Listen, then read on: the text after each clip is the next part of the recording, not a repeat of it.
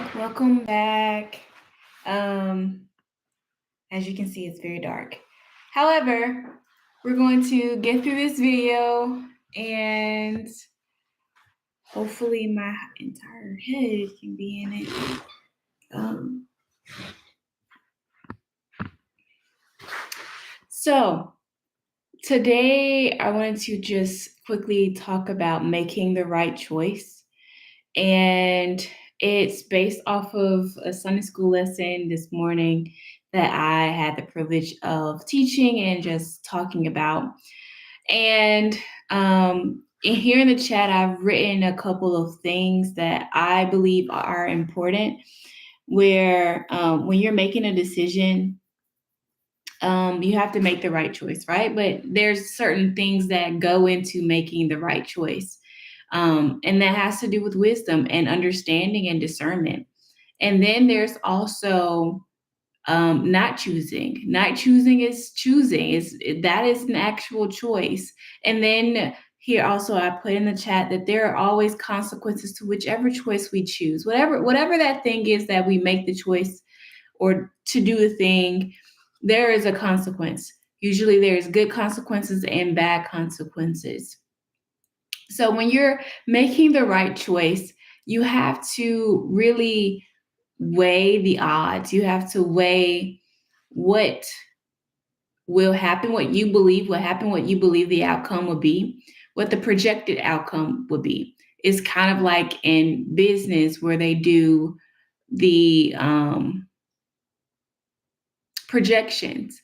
And with those projections, they have to weigh every single option. They have to weigh how much money that they will make in the fiscal year, how much money they will make in certain amount of months, and how much money they will lose. They have to develop the cost to loss ratio or benefit to loss ratio.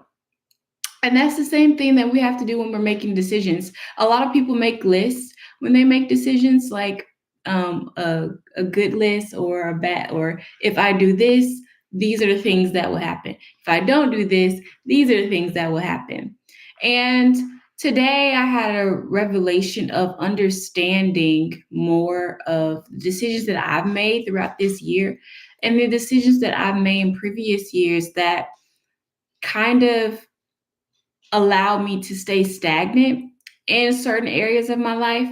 And I had to deal with those consequences, the consequences of not moving, the consequences of moving too soon or going beyond or going before the Lord went. And it's so profound to understand the steps of the Lord and how he orders our steps. And if we go before him, if we choose to go before him, we have bad consequences. If we choose to go against him, if we choose not to listen to him, there is consequences to that. There's scriptures in the Bible throughout the prophetic, the books of the Bible where Israel was in captivity by Babylon and by the Persians. This exile of the people of Israel was seen in Jeremiah, was seen in Ezekiel, was seen in Isaiah, also in First Kings and Second Kings, in First Chronicles and Second Chronicles. Those are the written, I guess, lineage of different kings and how each king governed their city, governed Judah, governed Jerusalem, governed Israel in a way that would allow the people to remain in the hand of God. And we see time and time again that his people, the people of God, are constantly turning their back on him, are constantly going astray. For whatever reason it is, it may be idols, it may be that they forgot what he did for them, it may be that they are in a new land and they're just going on based off of what the people who are in this land are doing. They are being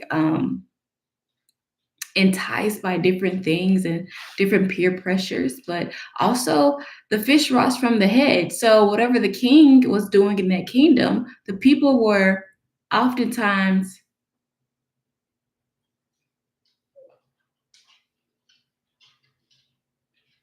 oftentimes they would follow the king's leadership. And sometimes that's not right. I think we, in this life, we are so quick to follow the trends, to follow what other people are doing based off of our perception of where we are. And we want to be aligned with other people. We want that dream house. We want that picture perfect thing. But the reality is our lives are not to be copied by somebody else. Our lives are not to, we're not supposed to copy other people's lives. And when we make the choice to live like somebody else or walk in somebody else's shoes, there's consequences to that, good or bad. And we have to deal with it. We have to deal with the choices that we make. Like love. Love is a choice. Peace is a choice. All the fruits of the spirits that are listed in the Bible, they are a choice because we put those on. And people can tell whether or not your fruits are beneficial. If your fruits are good fruit, if you're playing a game, if you're being fake, or if you're a fraud, people can tell. Just like dogs can sniff out if somebody is afraid of them.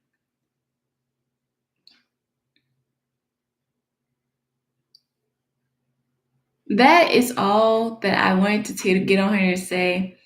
Um, be mindful of the choices that you're making, the choices that you've made this year thus far. Do an evaluation of which choice had the better outcome, which choice had the unlikely, terrible, bad outcome. Where you are now, are you dealing with the consequences? How are you dealing with the consequences? What is your response to the consequences?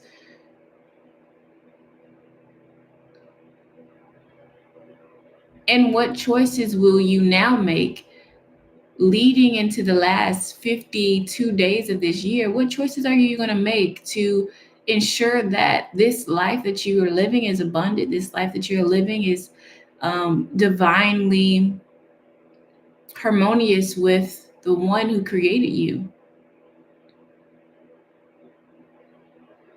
That you're choosing to live in love and live in selflessness, long suffering, gentleness, peace, faith, meekness,